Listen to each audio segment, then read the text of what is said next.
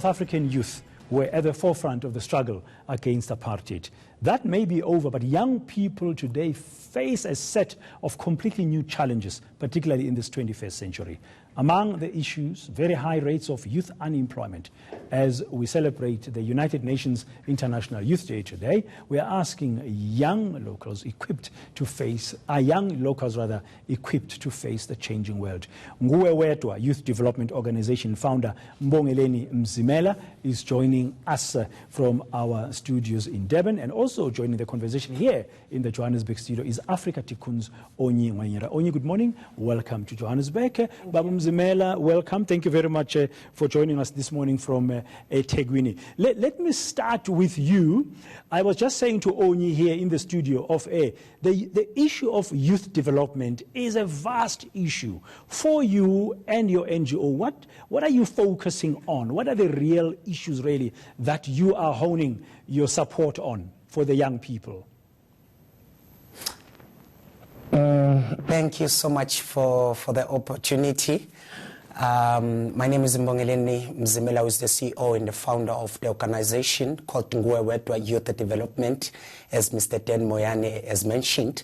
Well, based on the question you are asking, Mr. Moyane, you see, I've been looking globally to what is happening amongst the youth and the unemployed and the high rate of unemployed youth. When you look at Germany, they've got like 6% high unemployment rates. And when you look at Greece, we've got about like 39.6, if I'm not mistaken. But amongst those two countries, it's only South Africa that is having about like 55.2% youth unemployment rate. So that means we are facing a huge challenge, especially to our young people in the country. And my organization is here to focus more on the rural areas and also the township, of which has been affected by the high rates of unemployment rates. And the young people there, when you look at them, what is affecting them is more about drugs to them. Life is more about drugs to them. But when you look down, when you look deep to the situation, the cause or the root of this situation, it's been there because of the unemployment rates being faced by our young people.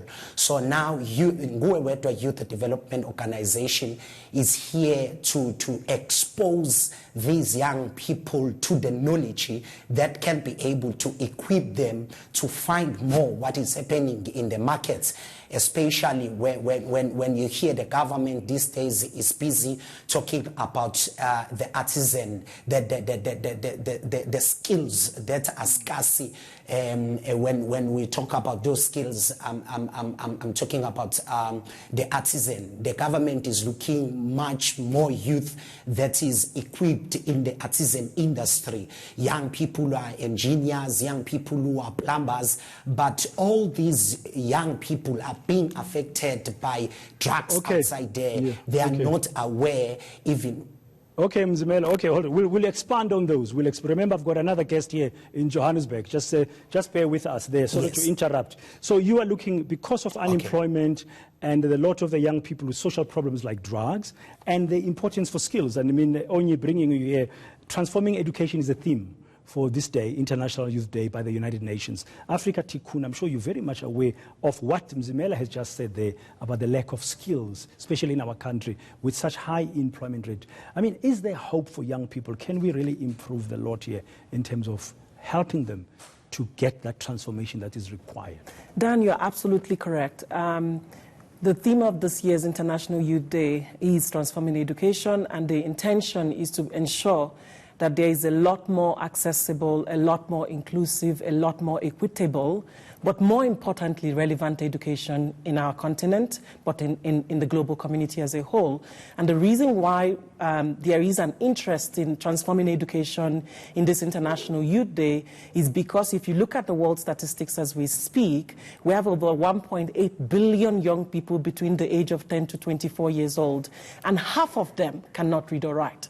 You know, or that's a global figure. Global figure. Half of that global figure struggle with reading and mathematical challenges. If you come down home to South Africa, we have, you know, the latest global index that was brought out by the World Economic Forum. South Africa ranks 114th in the world across 137 nations. And that tells you that from an education perspective, we may have made progress, but there's definitely huge challenges. But hope is not lost. Hope is not lost. Because our young people are fighting, and they are determined to be the best they can. Well, we hear that young people are fighting. Mbongeleni, what are these skills that you think young people should get? I'm asking this because while the government is talking about artisans, your plumbers, or your electricians, we are in the fourth industrial revolution of technology advances, digital advances. When you look to our country, we've got so many companies that are within the country. And one thing that I can say is that I know the company cannot be able to run without any engineers. You understand? I'm talking of like ESCOM, and ESCOM, I believe they do need some engineers. So now the government is encouraging us as the youth to get engineering skills, electricity. We need young people who will focus more on doing plumbing, because some of these youngsters, they failed their matric, and some of them, they did not done very well in school, so their results, they don't qualify them to be in university like UCT, like UJ, like UKZN. So now, in order for them to have option to proceed with their life, in order for their future to be bright, they must more focus in TVET, where they will get equipped with these skills. So we believe that if young people, they can they can do more research in doing these skills, we believe that the job opportunities for them will be high, and they will be able to get. So these are practical. Yes. These are practical skills, Onyi, that he's talking about, that we'll need for young people, and they might end up being absorbed in the labor market, because that's another challenge. Yes, I think that if we want to reimagine education as a whole, we have to look at education very broadly. We cannot no longer look at education from a traditional perspective. We need to start, if you want really young people to be developed for the fourth industrial revolution, then we need to start looking at education in terms of not just EQ, intelligence quotients related education, but also emotional quotient related education. We also need to start looking at STEM education, like he actually said, but more importantly for us, if you want young people to be relevant for the skills of tomorrow or for the jobs of tomorrow, then we need to start bringing technology. We need to start getting them ready for technological kind of development, which is coding.